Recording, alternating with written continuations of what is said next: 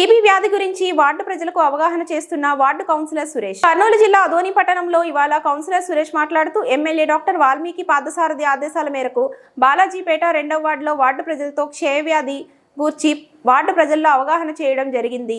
ఏఎన్ఎంలు, ఆశా వర్కర్లు కార్యక్రమంలో పాల్గొనడం జరిగింది. భారత్లో విస్తరిస్తున్న అనేక వ్యాధుల్లో ఈ క్షయ వ్యాధి ఒకటి. ఇది మైక్రో బ్యాక్టీరియా ట్యూబర్క్యులోసిస్ అనే సూక్ష్మజీవి ద్వారా సంభవించే వ్యాధి అని అన్నారు. ఈరోజు చెప్పేది ప్రతి ఒక్కరు మనం వింటూ 10 మందికి మనం వాడటం కూడా చెప్పాలి. కొంతమంది కరోనా టైంలో కూడా చాలామందికి టీవీ అటాక్ అయిపోయినాయి. కరోనా టైంలో వచ్చి చాలామంది చూస్తున్నారు మీరు. ఆ టైంలో అట్లాంటి పరిస్థితి ఇప్పుడు అట్లాంటి పరిస్థితి మనకు రావాలంటే ప్రతి ఒక్కరు మనం వాళ్ళని సహకరించాలి.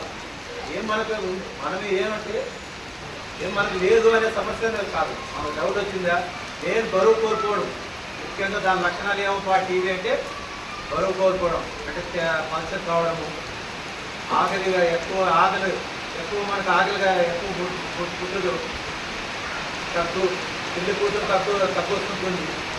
నిరంతరం తక్కువ, మామూలుగా తక్కువ 2 రోజులతో 3 రోజులు పడుతుంది. మామూలుగా మనం వర్షాలు పడినాయంటే ఏదో ఒకటి పడుతుంది మామూలుగా నిరంతరం తక్కువ, కంటిన్యూ లేదనుకోకున్నట్ల, రాత్రిలో నిద్ర రాకున్నట్ల, ముఖ్యంగా రాత్రిపూట నిద్ర రాదు, ముఖ్యంగా జ్వరం వచ్చే లక్షణాలు ఉంటాయి.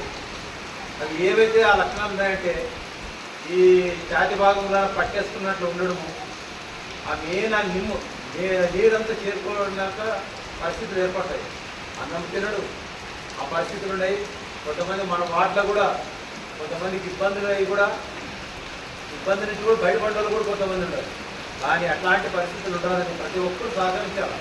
ఏదైనా మనకు చిన్న డౌట్ ఉందంటే కూడా వీళ్ళు ఏదైతే ఇప్పుడు ఒక డబ్బా ఇస్తారు, ఆ డబ్బా తీసుకుపోయి పొద్దున కూడా గల్లా కానీ చూసి వాళ్ళు చూసి ఉదయం మళ్ళీ 7-8 గంటల మళ్ళీ ఒకసారి వాటిలో వస్తారు.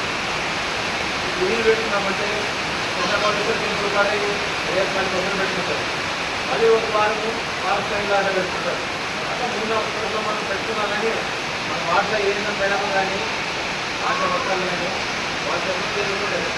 మనం వాళ్ళ సలహాలు అంటే పాటించాలా, ఏమి లేకుండా మనం చేసుకోవాలని ఈరోజు కార్యక్రమం జరిగింది.